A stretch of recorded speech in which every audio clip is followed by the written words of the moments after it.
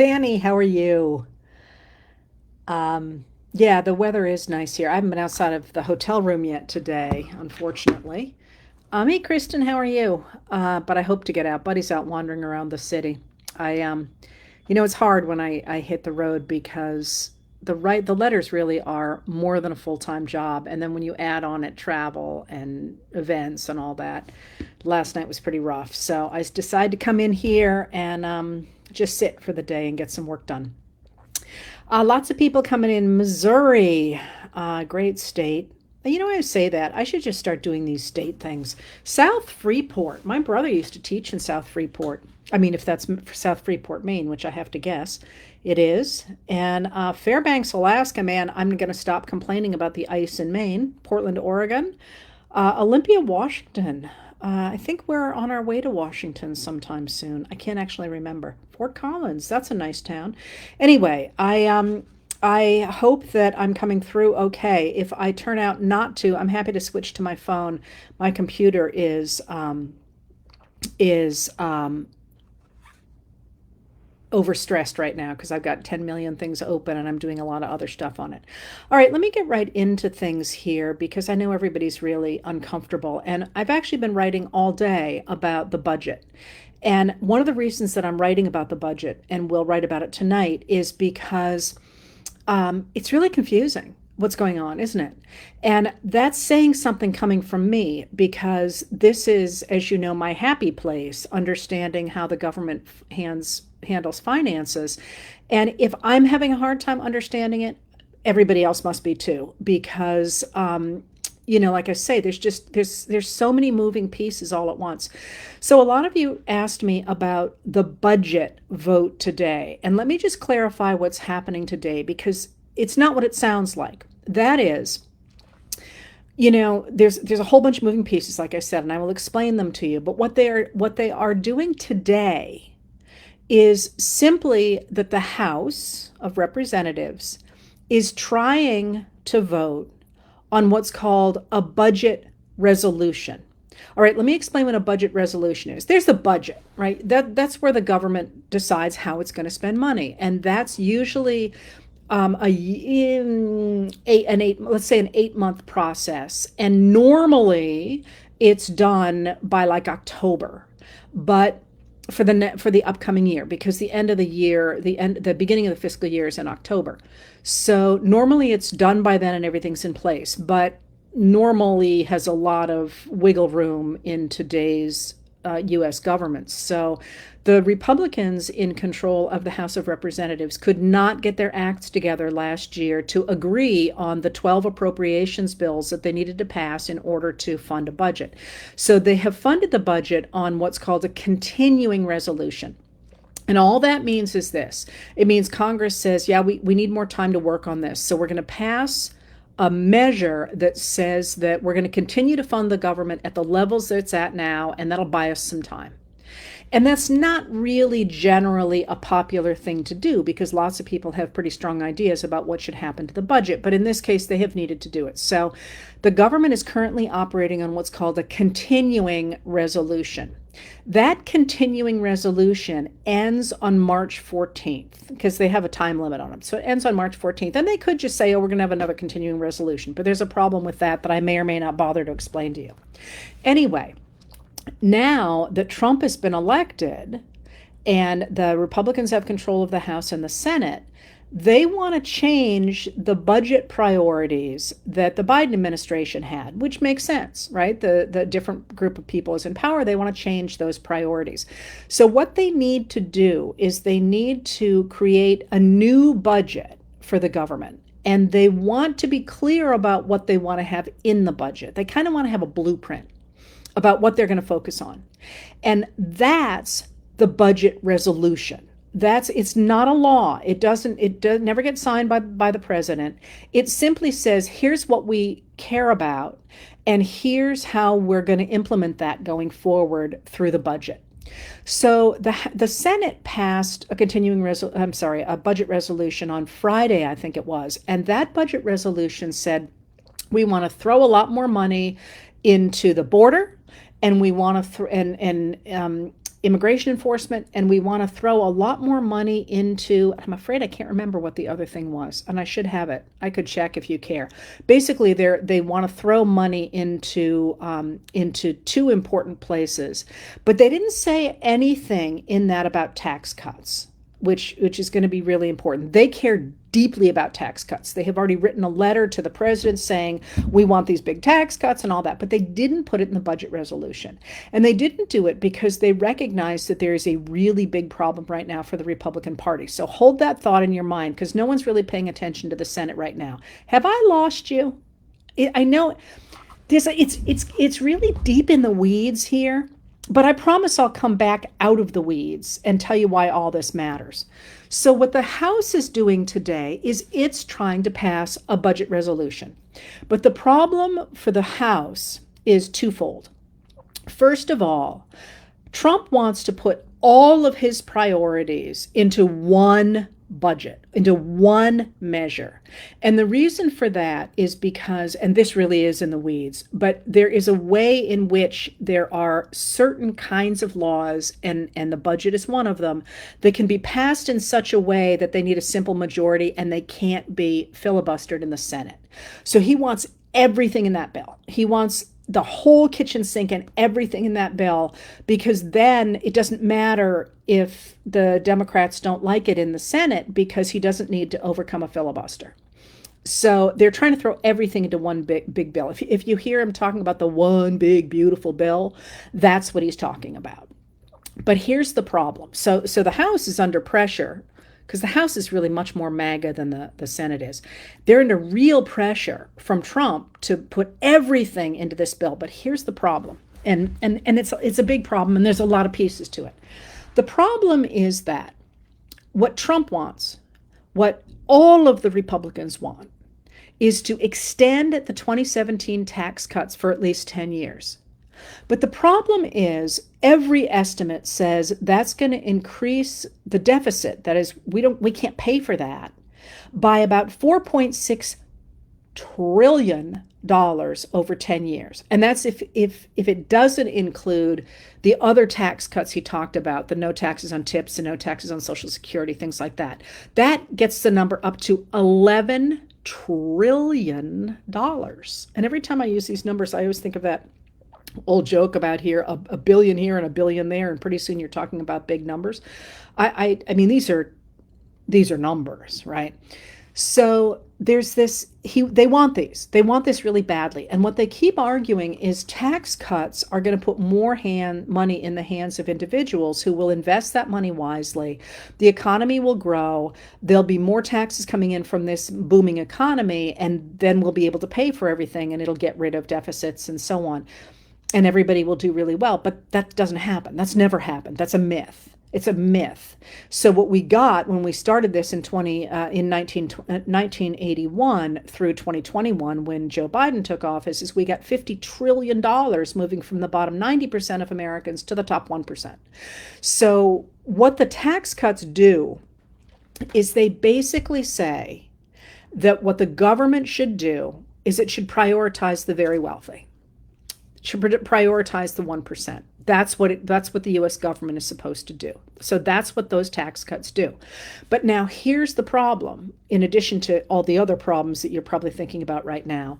The financial problem is that, remember, we have that idea, not an idea, it's a law, the debt ceiling, which was a holdover I've told you about before from World War I, that simply said that Congress didn't want to mess around any longer with telling the Treasury how to raise money, which it had done until World War I, because with World War I, they needed money so fast all the time that Congress would have done nothing other than argue about how to raise money. And I've read those debates, and they're mind-numbing. I'm sorry, even for someone like me. It's like, well, should we have a postage stamp that does this, or should we have a loan? I'm not exaggerating. Or should we have a loan that lasts for 3 years, or maybe it should last for 4 years, but it should be 5% interest or 6%. And I mean, it just goes on. So during World War I, Congress said to the Treasury, listen, we're not going to micromanage any longer how you raise money. We're just going to tell you how much you're allowed to raise. And if you need more than that, you need to come back to us, and we will either decide to cut funding for something, because this was wartime, or we will tell you you can raise more. So that's what the debt ceiling is. And the problem right now for the Republicans in Congress is that the debt ceiling is, we're hitting it. So as of January 21st, the day after Trump took office, the Treasury had begun to institute what are called extraordinary measures to meet the obligations of the U.S. government. And the extraordinary measures are things like they don't fund certain pension plans and things like that. But it's important to remember with the debt ceiling that it's not additional spending that it authorizes. It allows the Treasury to pay bills that have already the Congress has already contracted for. So you got to do something about the debt ceiling, or it's going to collapse American credit, and that's sort of important to have in the back of your minds too. All right, so the debt ceiling has to be dealt with. Okay, but do you remember that Trump and the Republicans want to increase the debt by as much as $11 trillion, but probably more in the $4 to $5 trillion range between now and 10 years from now. But there's the debt ceiling, but they want to add $4 trillion to it. But there's the debt ceiling, but they want to add $4 trillion to it. So here's the problem for the Republicans. The Republicans in Congress, in the House, are really torn because they all want the tax cuts, but a number of them say we are not going to increase that freaking debt anymore. And there's a number of reasons why, just so you know, and I won't go down this rabbit hole far. There are very good reasons to have a national debt. I'm a believer in the national debt along with Alexander Hamilton. But you don't want it too high because you have to pay interest on that national debt. And at this point, off the top of my head, do not quote me, I believe about 12% of our budget goes into funding that debt. And that's just a lot. I mean, it's money that you could spend on something else. So a lot of people get very concerned about how that kind of spending will be a drag on the economy. I'm one of them. A lot of people disagree with that, and that's not a fight. That's not a hill I'm willing to die on. But a lot of Republicans in the House are like, we are not increasing that freaking debt ceiling, and we are not going to let you add more debt to the national debt unless you cut a lot of stuff. But here's the problem. The U.S. government has already cut extraordinary amounts since the 1980s. So in fact, we're a very, very, very low tax country, and we provide relatively few benefits to our citizens. So these extreme MAGA Republicans who are like, if you're going to try and do all this stuff, you have to cut at least, what this faction is saying, at least $2 trillion from the budget. But there isn't $2 trillion of fat, if you will, to cut from the budget. And this, let me finish that, and then I'll turn over to the Department of Government Efficiency. Because the problem is, if they're trying to make those cuts, the numbers that they are talking about are going to have to come from really popular programs. And there's two different kinds of spending in the government. There's mandatory programs and there's discretionary programs. And that what that means is that the mandatory programs have been set up under systems that just keep on going. The discretionary has to be fought out every year. But one of the reasons that everybody keeps asking me about Medicaid is because Medicaid falls under the discretionary side. That's not to say that they couldn't cut other things as well, but it's pretty low-hanging fruit if you're trying to cut the budget. But the numbers are just not there for that to make a huge difference. And here's the story. A lot of people wrote to ask, what will be cut? Just to be really clear, there is not a budget on the table right now. There is not a law on the table right now. All they are doing is they're trying to talk about what their priorities are. And the Democrats have said, don't even try to include us in this. We don't want any of this. So right now they're just saying, screw you. I'm sorry, I paraphrased that. They're saying we are not interested in talking about cuts to programs that we think are vitally important. So the thing about the Medicaid cuts is, like I say, it's low-hanging fruit, and they have talked, the Republican groups, and there's a bunch of groups, have talked about cutting about 880 billion, I think it is, dollars from Medicaid. And the way that they are proposing, it's not yet being voted on or anything, and these things are all still in committees. The way they are talking about doing it is by lowering the amount that the federal government contributes to the states when they implement Medicare expansion. Because remember, the states could, if they wanted to, expand Medicaid, sorry, not Medicare, expand Medicaid in their states, and a number of states didn't, but under Biden, a number of states changed their minds and did.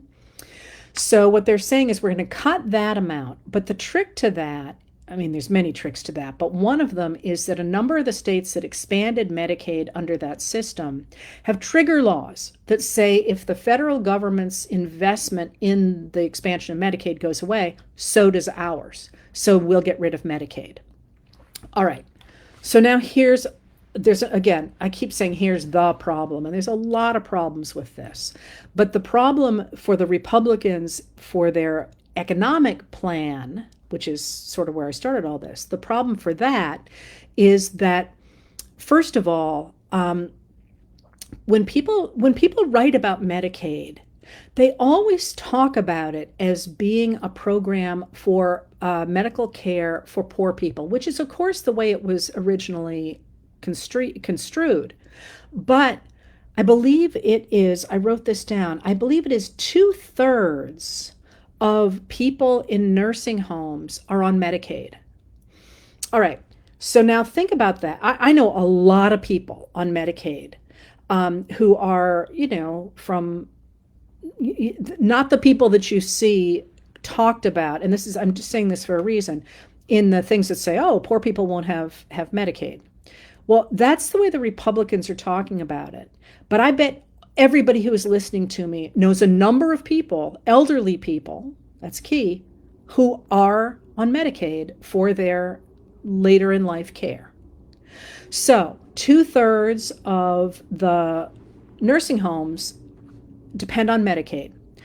What happens if you pull that away? Well, first of all, you lose those facilities so that people who live in those facilities are out of luck, but also the other 1/3 of people who are not using Medicaid are also out of luck from those facilities. And everybody who worked in those facilities is now out of a job. All right. Why is that a problem for the Republicans? I mean, that's a problem for society in any number of ways, but why is it a problem for the Republicans? That's their voting base. That's the counties in the United States who that's the wrong word, that's not a good word, who more federal money goes to Republican voting districts, Republican voting counties, than goes to Democratic voting counties. And the key reason for that is age. So by going after Medicaid, the Republicans are going after their own voters. And the Republicans who are in swing districts know this, and they don't want any part of it because this is going to be devastating for those districts. So back to what's happening in Congress today, theoretically, the Republicans in the House are going to vote on this measure that says there are going to be these big tax cuts. There's going to be enormous amounts of money fed into the border. I'm sorry, the other thing that the Senate wanted to throw money at was the military. They want to increase all this spending in some ways, but then they're saying you must get rid of at least $2 trillion in the budget. And one of the places they're looking to do that is in Medicaid, but that shoots in the feet their own voters. And, I'm watching this, and one of the reasons I think it's so confusing in many ways is that it doesn't add, it's a math problem that is not solvable.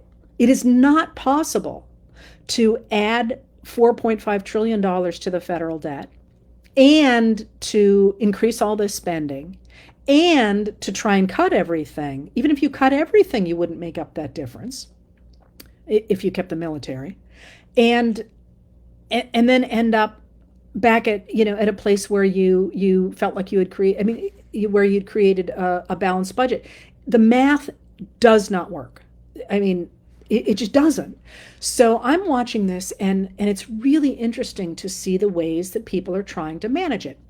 So one of the ways is that for a while, certain members of the Senate and the House simply said, "Well, we're going to change the way we do the math to say that we don't actually have to worry about the debt that's caused by tax cuts for various reasons." Other people have said, "Well, we're just going to have such extraordinary growth that it's not going to be an issue." And a lot of people just said that's a non-starter. You can see it with Trump, who's saying, "Well, we're going to take care of all this money through tariffs. Tariffs are going to make up the difference so that we can have the tax cuts." And that's a really interesting thing, because I don't know if he understands tariffs or not, but what they really do is not take money from foreign countries. What tariffs do is they are passed on to the consumer at home. So by putting these tariffs on the American consumer, which is basically like on stuff you buy, it's going to fall way more heavily on poorer people than it is going to be on extraordinarily wealthy people who don't buy any. I mean, they might buy expensive stuff, but I mean, how many rolls of toilet paper does one family need, right? So the person who's making $15 an hour is going to buy the same amount of toilet paper as the person making $15 million an hour. But the relative tax on both of those, or tariff on both of those. And by the way, I shouldn't use toilet paper because we actually produce our own toilet paper. I should have picked something else. Towels. I'm in a hotel room, can you tell? So it tends to be a regressive tax. It comes from poorer people rather than people who are more wealthy. So it would be a redistribution of wealth, another redistribution of wealth upward. So that's what Trump has said. Well, tariffs will take care of it. But then we have the Department of Government Efficiency. And mind you, I don't think this is all linear and it's all one story, but it's a lot of stuff coming together. So if that's what the budget thing is, what is happening with the budget and this budget resolution, not the budget, but the resolution, what's going on with Elon Musk and the Department of Government Efficiency? Just to reiterate, no one knows what is going on. And I think that's probably true, that no one knows. And I'll explain what I mean by that. One of the things I said last week is it is deliberate that it's extremely difficult to tell what's going on. And just today, the White House has said it's not going to let the White House Correspondents Association run the press pool at the White House, which it has done since I think the 19-teens. It's been a very long time that the White House is going to decide who gets to ask questions and what is acceptable, which is essentially going to destroy the press, because they don't want people to know what's going on. They want you to be vague and have no idea. So the so-called Department of Government Efficiency is really opaque. We don't know what's going on in it. And by that, I mean that Trump has been out there all the time talking about how he put Musk in charge of the Department of Government Efficiency. However, in court, the White House has said Musk is not in charge of the Department of Government Efficiency, and he is not an employee of the the Department of Government Efficiency. He is only an advisor to the president. So the president, any president, can have advisors, should have advisors, but they don't have any power. They're not confirmed by the Senate. They can't write laws. They can't do anything. What they are is a sounding board and somebody that a president trusts for advice, who doesn't have a portfolio necessarily so much as an expertise somewhere. And if Musk were truly an advisor, that'd be fine. If you had a president who was able to understand what he was saying, which is something else I'll come to. But so the White House has said, no, he's nothing but an advisor. And then Trump will turn around and say, he's in charge. So this is really obviously a deliberate strategy, and courts are onto it. So judges for the last 2 days have been saying to lawyers that theoretically are representing the U.S. government, who's in charge of DOGE, of the Department of Government Efficiency. And literally, those people are saying, I don't know. I'm not at liberty to say. I don't know these things. And today at the White House press conference, a reporter asked that question of the White House press secretary, Caroline Leavitt, and she just word saladed it and wouldn't say who was in charge. So this obviously is for legal reasons. They don't want to be able to say, yes, you have, this person is responsible or no. But what it means is that there's all this fuzziness about who's doing what, because this Department of Government Efficiency has now done things like overridden the express orders of the Secretary of State, Marco Rubio, who ordered there to be continuing funding for certain programs under U.S. aid. And two of the guys, according to reporting yesterday from the Washington Post, two of the guys at the Department of Government Efficiency just didn't do it. They just kept every time the payments would go through, they would tick off these boxes that would mean that the funding wouldn't go through. This is a 23-year-old and a 25-year-old guys who are just like, no, we're not going to do it. And who's telling them to do that?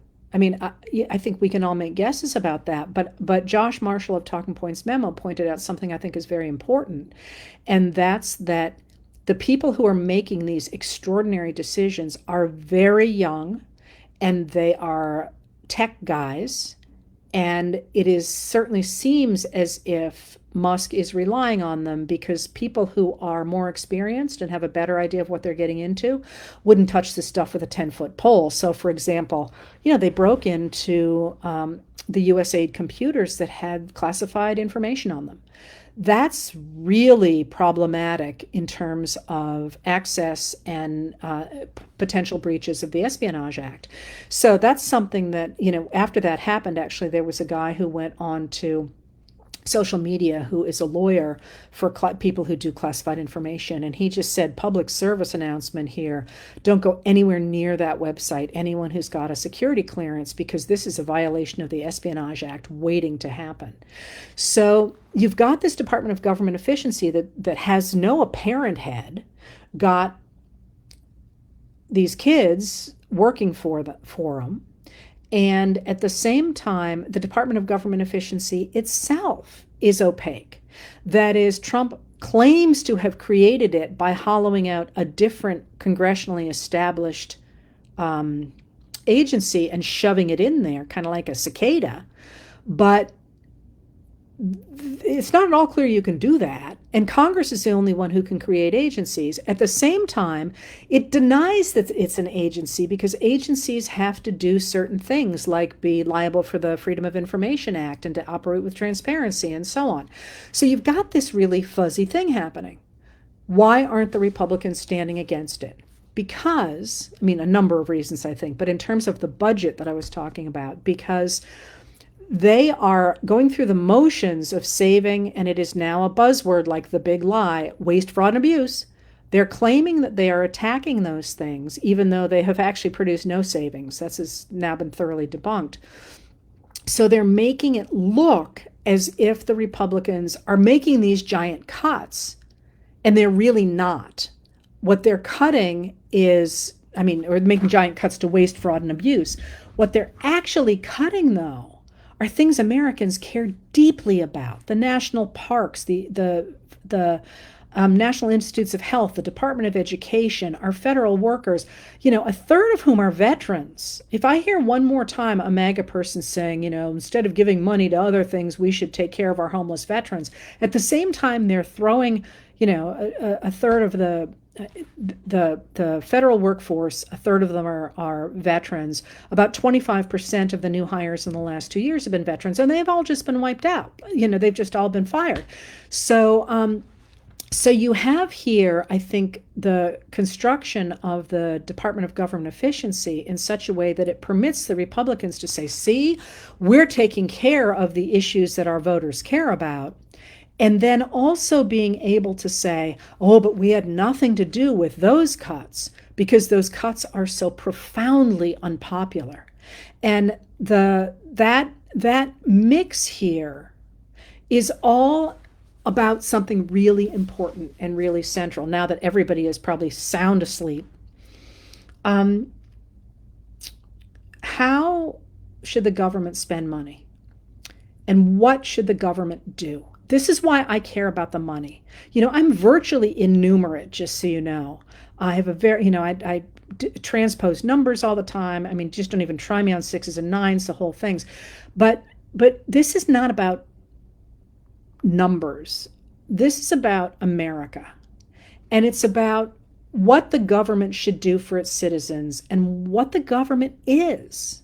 And this is why I love these questions, because I look at this and I look at a country that is fabulously wealthy. We are an extraordinarily wealthy country. However, in my view, and this, this is the whole point of democracy. We can argue about this. I don't want a country where we take that extraordinary wealth and we turn it into cash and put it in the pockets of 500 people. To me, that's not what a government should do. So when I look at this budget and I see that we are trying to give more tax cuts to the extremely wealthy and pay for it by cutting Medicaid, I just say, this is bonkers. So the other thing that I do is I look at how we've handled these things in the past. And one of the things that just always really bothers me is that beginning with the Republicans during the Civil War, because they controlled the government during the Civil War, when the government needed money, what was the first thing they turned to 100% of the time? Raising taxes on people who had money. I mean, literally, that is literally how they would raise money. Now, I'm not saying that's always the answer at all, because that's the whole point of having Congress and having budgets and working out plans and so on. But the fact that we are looking in a country of this wealth and saying the way we need to balance our budgets, which I actually want, again, you can disagree with that. Again, welcome to democracy. But that we need to balance our budgets by cutting services that are pretty measly in America against the very poorest people, so we can give more tax cuts to the extremely wealthy. Just, to me, it just doesn't compute. I don't know why people aren't out there saying, let's raise taxes on the wealthy, which is, after all, what Joe Biden really pushed for when he was still running in 2024. And Kamala Harris said the same thing, but she had significantly lowered the income tax brackets that she had talked about. So even if we went back to the taxes before the 2017 tax cuts under Trump, that would go a long way to taking care of the slack that we that are taking care of the problems that we have with the budget. And if we went all the way back to George W. Bush's tax cuts, remember that Bill Clinton, a Democrat in the 1990s, ran surpluses. There was extra money. And then we had the Bush tax cuts and the two unfunded wars and then the Trump tax cuts. And that's why we're in such bad straits now. And again, the solution to me does not come down to cutting benefits for our communities, which is what we're looking at, and getting rid of the things that I really care about. I'm a big believer, as you know, in NOAA, the National Oceanographic and Atmospheric Administration, too many syllables there, which studies our climate, our water currents, our air currents, and so on, and produces our weather reports. That is literally important to me every day because my husband's out on the water every day. I care about the FAA. I like the planes I'm in and that other people are in to stay in the sky. And I would like to add money to them and get them updated so they're in better shape. Our FAA really does need to be updated, but not by Musk, I don't think.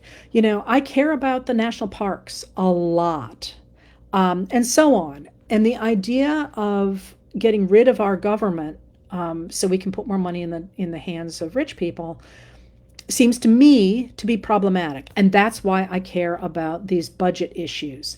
Now, a couple of questions that other people have asked about this, and that is,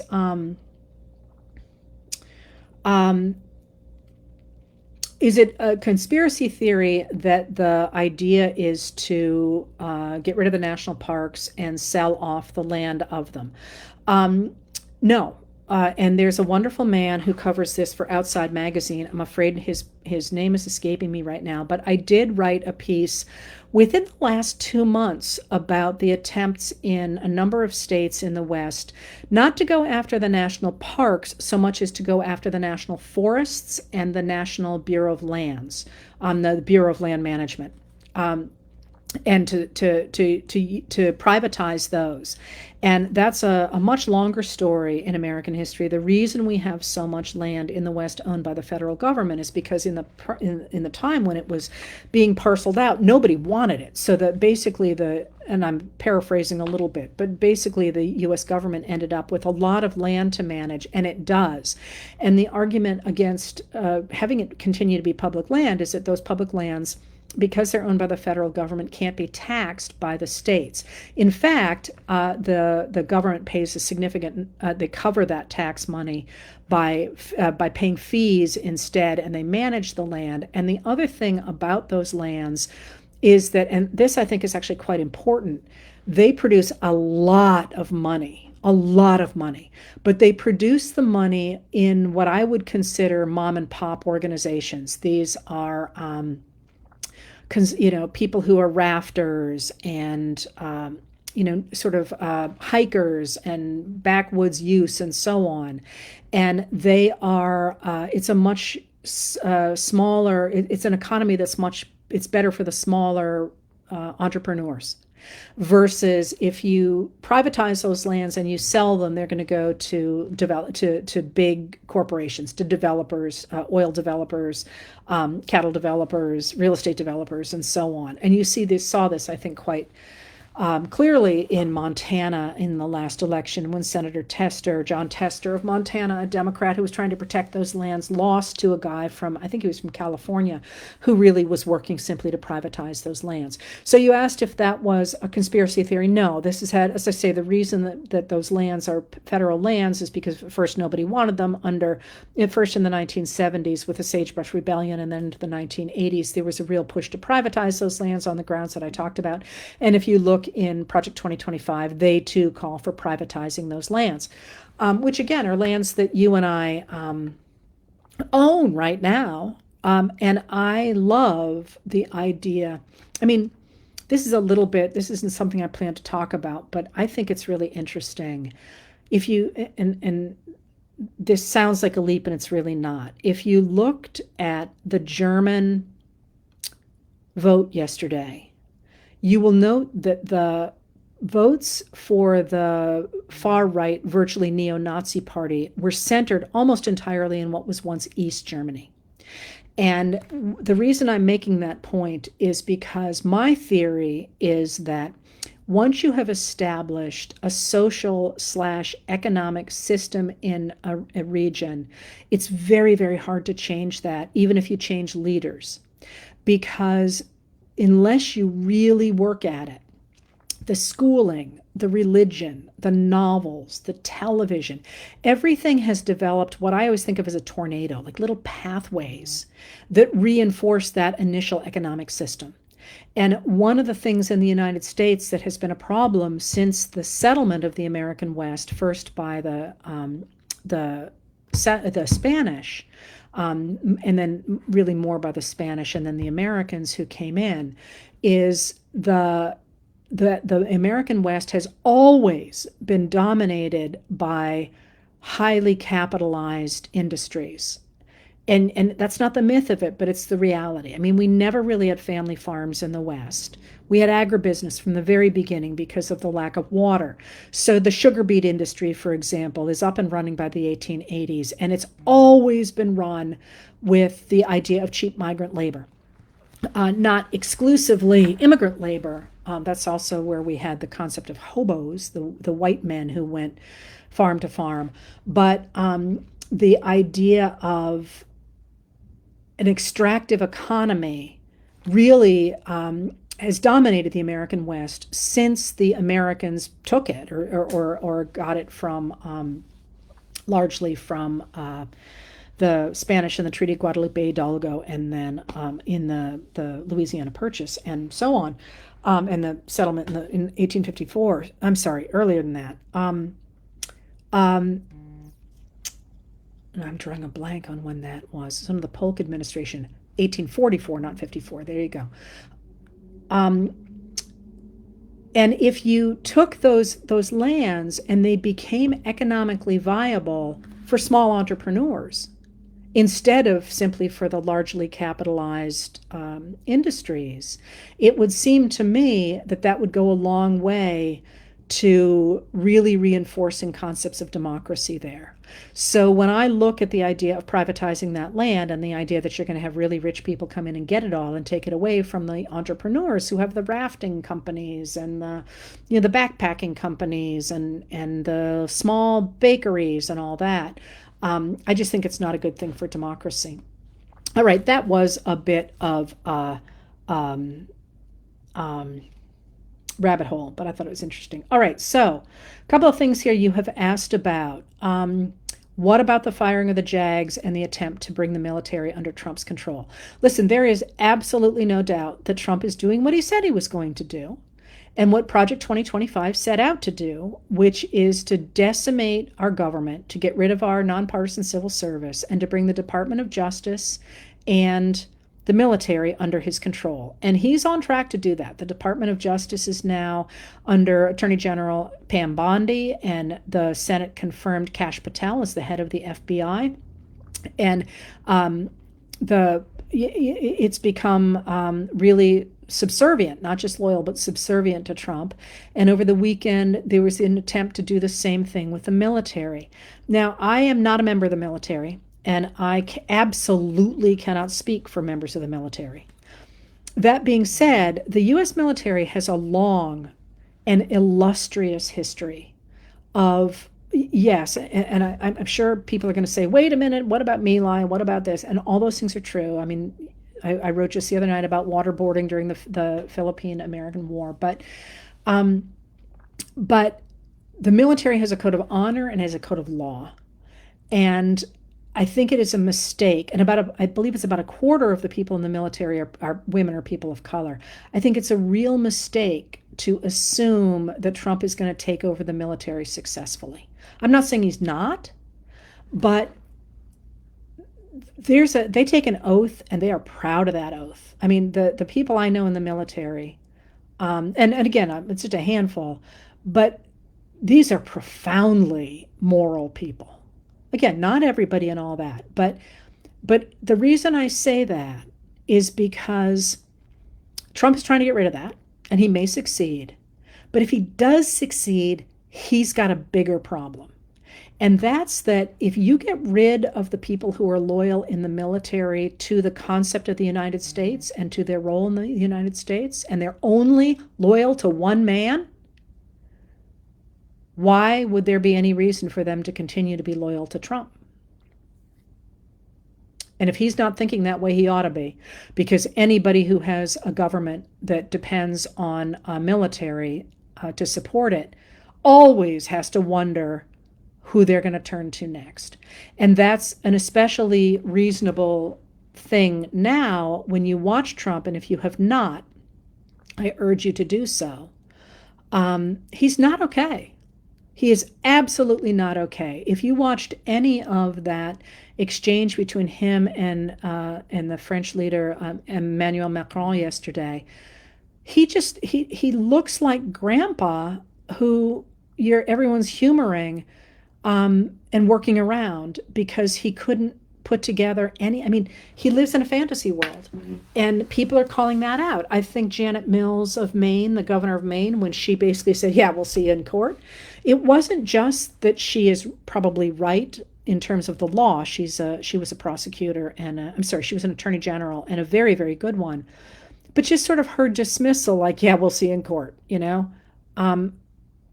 And Macron yesterday, when Trump said, well, they're going to get that money back, and Macron said, no, and stopped him and explained what was really happening, rather as if one would do when Grandpa sort of says, well, you can sell my house or whatever, And so Trump's got some real issues there, and I think he is handing everything over to Musk.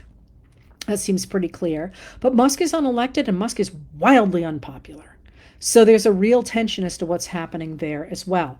All right, so that brings up another couple of questions. First of all, can Trump invite Musk to a cabinet meeting? He can do whatever he wants. People come to cabinet meetings, absolutely. And there was a huge thing on the radical right that Jill Biden was running cabinet meetings. No, she was in charge of a women's health initiative, and she came to a cabinet meeting for 4 minutes to present what the group was doing. That happens all the time. It's not a big deal. So yeah, he can have him. The question is what will he do when he's in that room? So a couple of other things here that you asked about. That one we did. Oh, people asked about Fort Knox. What's going on in Fort Knox? I don't know what's going on in Fort Knox, speaking of opaqueness, but it has been my observation that whenever these guys start talking about something a lot, they got something up their sleeve. My guess is we're about to see a big cryptocurrency push, and for the US to invest in cryptocurrency of some sort, almost certainly having to do with Musk. And the reason I think that is because the degree to which they keep saying, we don't even know that the gold is there. And I think what they're probably going to say is, but if we had cryptocurrency, we would always know exactly where it is. I'm not entirely sure that will sell, but my guess is that's the case. I think cryptocurrency personally is ridiculous. I think the blockchain technology is fascinating. All right. So a couple more things before I talk about what we can do. What does this say? Oh, a couple of questions here. First of all, people asked, why don't we hear from former presidents and former leaders? And the answer to that is, I don't know. It feels like the silence is deafening, doesn't it? But I didn't intend to talk about this now, but it's not a bad time for it. One of the things about this moment that I am watching very closely with enthusiasm, actually, is that the lack of voices from the top has seemed to me to be extraordinarily important. Because, again, I'm sorry, but it looks like the 1850s. People sometimes still feel like in a magical moment, an important moment, the leader appears, kind of like the leader comes down from Mount Olympus, right? But that's not how it works. We get our leaders from us. So you think about someone like Abraham Lincoln. Abraham Lincoln's political career was over by 1854. I mean, he was a corporate lawyer. He was going nowhere. And I mean, except he was very successful as a corporate lawyer, and he wanted to have a political career, but the moment was not there for him. He came from the 1850s, and the pressure from below for a leader like him. If somebody had said in 1851 that Abraham Lincoln was going to become huge, people would have been like, I'm sorry, which Abraham Lincoln? Because not the one we know. And you could make similar claims about someone like Winston Churchill, I suspect, but I'm much more comfortable in the United States. What you see when you see the rise of new leaders is not people suddenly recognizing genius. What you see is a dance, if you will, between what people demand and the people who can meet that demand. And they are often quite surprising because as the needs change, the people who can answer those needs are very different than had been popular even years before. So there are a number of people that I'm watching really closely. And maybe if you ask me in 3 months, I'll be like, who? But you can see people beginning to take on roles. Jasmine Crockett, the representative from Texas, Democratic representative from Texas. I've always thought she was brilliant, not only because of the way she thinks and her ability to make an argument, a very powerful argument, but also her ability to code switch to underscore the importance of that argument. But she's really emerged as a certain kind of speaker for the Democrats.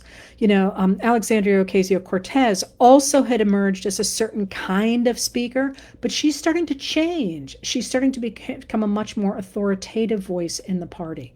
You're also seeing the rise of people like J.B. Pritzker, the governor of Illinois. Again, I'm not saying he wasn't anywhere before that, but his speeches that are profoundly moral as well as fiscal, he's always kind of known as a fiscal guy, are getting a ton of traction now. And there are a number, I mean, obviously Jamie Raskin and Adam Schiff and Eric Swalwell and Murphy of Connecticut, who's really aggressively working to build a following. You know, you're seeing these new voices. And by the way, I don't think they're the end at all. I think they're the beginning. I think in 2 years, if anybody is still listening to these videos in 2 years, you'll laugh because you'll be like, how could she not see? And it's going to be a name that I don't even know right now. I am watching people like James Tallarico, I think is how you pronounce that, in Texas. I think he's enormously impressive. Kate Barr in North Carolina. But, you know, people who, Mallory McMorrow in Michigan, and people that you know went into politics because they felt they had to because of the circumstances around them, and they're meeting the moment. One of the things that the Department of Government Efficiency has done is it's inspired over 2,000 people to reach out to local organizations to run for office. Now, in one of those places, in the next 2 years, we're going to find our new leadership, and who knows who it's going to be. So why people aren't speaking up now, I don't know. I keep pointing to the fact that the reason Trump is elected now is because he wouldn't ever shut up. You know, it is tradition for a president to go away, you know, to lose and to go away, and he just wouldn't. And I sort of feel like there's room for a Democrat to do that. But if they're not gonna, they're going to be other people who speak up instead. So I don't know why they're not speaking up. I wish they would, but it's not the end of the world if they don't, because we're finding new voices instead. Okay, so somebody asked a couple of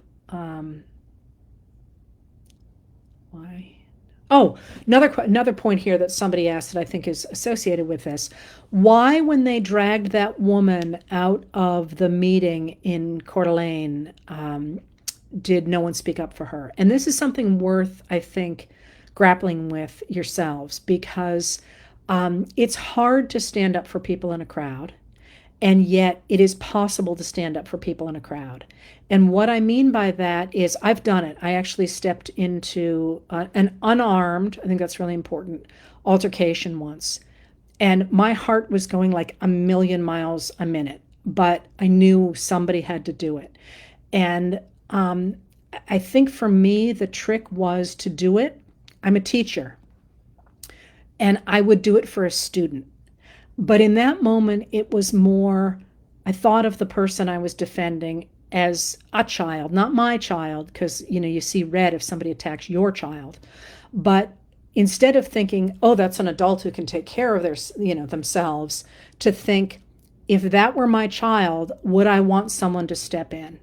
And that's probably worth having in your head when something like that happens, because at least for me anyway, my first inclination is always like, oh, you know, I don't want to make the wrong move. I don't want to get involved. Maybe something's happening here that I don't understand. In this moment, we're going to have to get beyond that. And when I did it, I thought of it as, and people were standing around watching it happen. I thought of it as, if this were my child, I would step in and stop this. I mean, it was adults, but you know, and call the cops and did all that. But just getting beyond this is about me, and getting into, it's not about me, it's about this child or this person. That was really a psychological helper for me to get beyond that. I don't think people were cheering them on. I think they were scared and shocked. And, you know, in that moment, you don't think, oh, I've got to step in. You think, what's going on? And that's what I'm suggesting. Maybe thinking about it in a different way helps you get beyond the what's going on into, I don't know what's going on, but someone's got to stop this.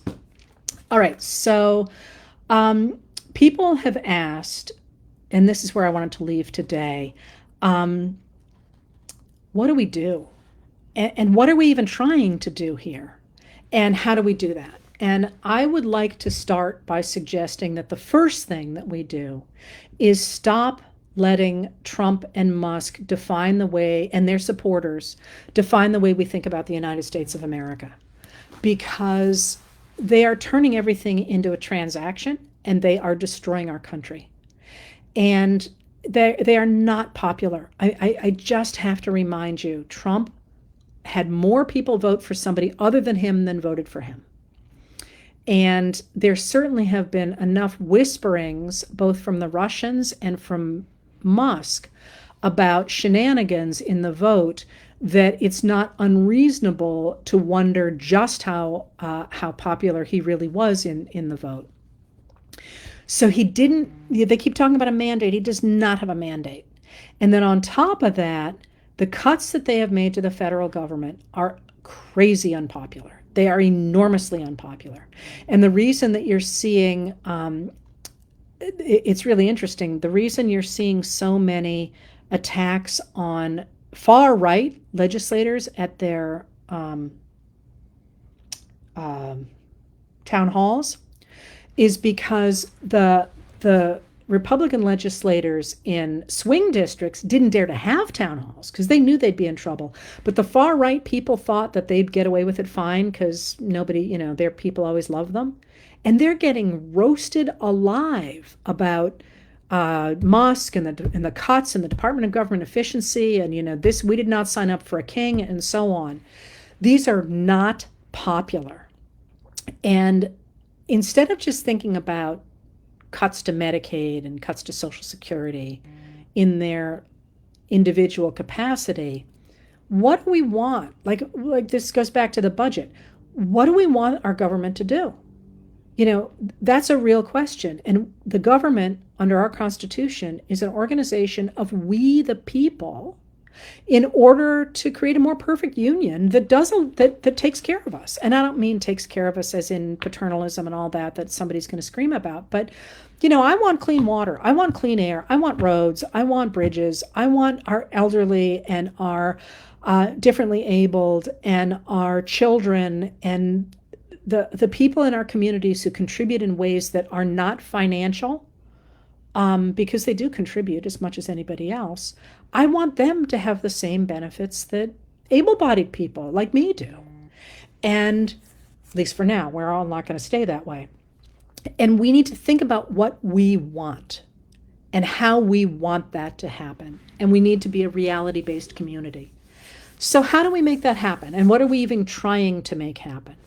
So pressure on legislators at all levels, constantly. You got the 5 Calls app. You have all these different organizations that are turning people out to say, this is not the government we want. Here's the government we want. This is what we care about. I care about NOAA. I care about the FAA. I care about education. Maybe your cares are different than mine. That's great. We can each work in the fields that we care about.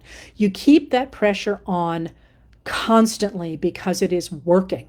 And you can see people backing away from things. So today, Tom Tillis is the senator from North Carolina who's up for re-election.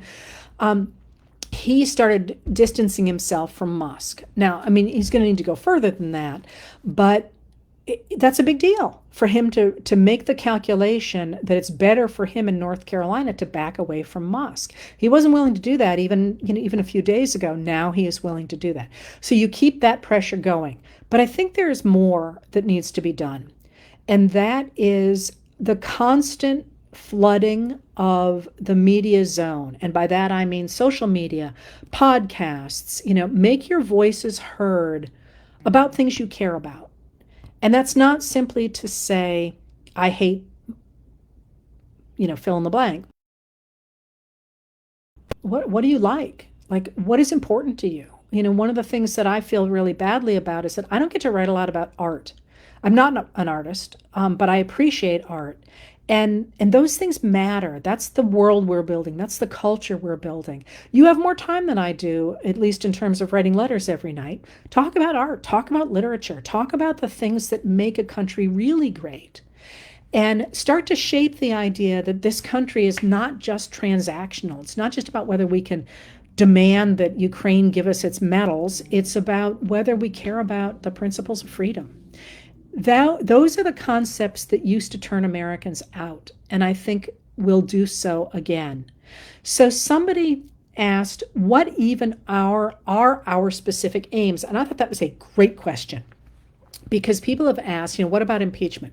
Yeah, that's what the framers set up is, absolutely Trump and Musk and JD Vance and a number of other people as well should have been impeached by now. Because impeachment is set up in the Constitution when an officer of the government commits high crimes and misdemeanors, and that is not defined deliberately, because you could be impeached, as I keep saying, for sitting in the Oval Office and watching cartoons all day. It's not a crime to watch cartoons, but if you're not doing your job, it's a misdemeanor. It's a high crime and misdemeanor, so they could get rid of you, so somebody else could come in who's not going to watch Scooby-Doo. The idea was that the House and the Senate would so zealously guard their power that they would never let a dictator rise.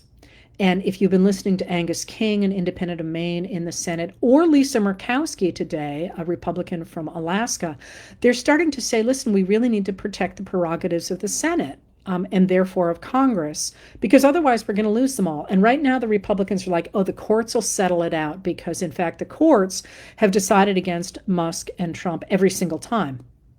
So they're trying to wimp out, basically. I would not hold my breath for an impeachment. I mean, that's what should happen. That's what the framers wanted. I think that's what the American people would like. It's not something I'm laying in bed thinking is going to happen. So what are we looking for? It would seem to me that what we are looking for, at least in the short term, is to stop the damage, to stop the bleeding, first of all. To get back the workers that have been fired, to recreate our government, which, by the way, once again, our federal government employment has not increased since the 1950s, although our population has jumped by 2/3. And what has happened is we've gotten a 5-fold increase in government contracting, particularly for the military. So if you want to cut somewhere, why don't you start there, where a lot of the contractors have a 20% profit margin? We stop the bleeding, we get those people back. But then at the same time, we organize at the local level, the state level, and the national level to get rid of gerrymandering and elect people who will create the kind of country we want to have. And in order to do that, we have to articulate what kind of a country that is and what that looks like. And those things are creative, they're important, they're extraordinarily hard work, and they demand that we have all hands on deck, not least because the Republicans are trying to forestall that by essentially making sure a number of Americans, about 69 million Americans, can't vote. And that's the SAVE Act that I've talked about before. So dedicating yourself to some piece of that democratic project, including helping people to get birth certificates or to get passports or to work against the SAVE Act, is going to be really important over the next 2 years. First, to stop the bleeding, but then not only to stop the government the way it is, but also to create a new coalition that actually has a lot of overlap between MAGA Republicans who are not the neo-Nazis, but who are people who really are upset that the rich are walking away with so much, and people like me who are also upset that the rich are walking away with so much. There is a coalition to be had there. And that's the kind of coalition that in the past has managed to take over the country and recreate a fair democracy, which, let's be honest, we haven't had now for many decades. So the most important thing I think I would leave you with is, once again, and I keep saying this, I keep hearing everybody being, what are they going to do about Medicaid? These cuts will kill me, and all the things that are true and are frightening. We still have agency. The American democracy is not over. And I keep using the comparison to Syria under Bashar al-Assad. I wouldn't be having this conversation in that Syria. We still have the ability to speak up, and we still have the ability to influence where this government goes. And as long as we have that ability, use it. This is the time to make sure that your voice is out there every day, because I'll tell you this, as scary as things are, you're going to feel a lot better if you put some skin in the game, because at least you feel like you did something. Take that fear and take that anger and apply it to changing the country. And one last plea here, don't scream at the Democrats. I mean, there are many people who think a little bit more starch would not go amiss. Wasn't that well put? But the villains here are the MAGAs. And not even all the Republicans, but the MAGAs. And they're the ones who need to bear the brunt of your fury and disappointment. Because I'll tell you, I get a lot of the anger, and I get, of course, much less than an elected official. And it really kind of sucks to be up all night trying to make a change, and then you up in the morning and you've got dozens of people screaming at you because things are happening. And that's fine. I mean, I get what it is, but don't waste that energy on me or an elected Democrat.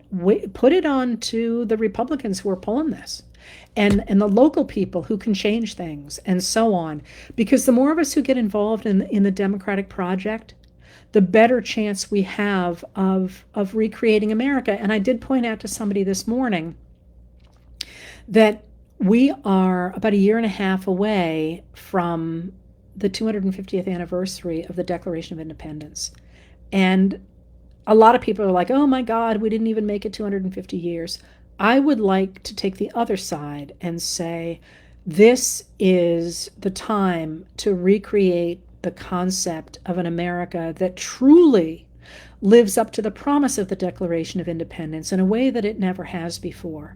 And do I think we can do it? You know, listen, I just outlined my idea of paradise. And the reality is, as a writer, I know that if you get to 80% of where you want to be, you've won the game. So I don't know that it's ever going to happen, but I don't know that it's not going to happen.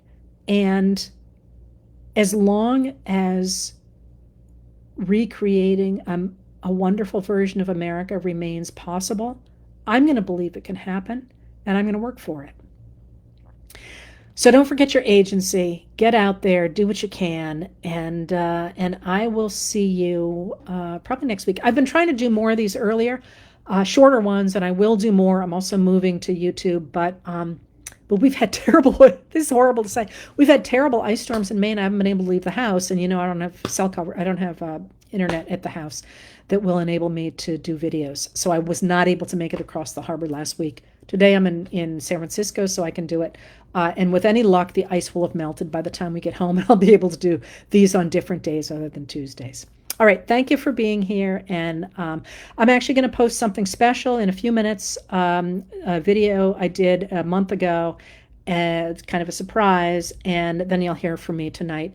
You may not need to read it because it was mostly about the budget. Talk to you later. Thanks for being here.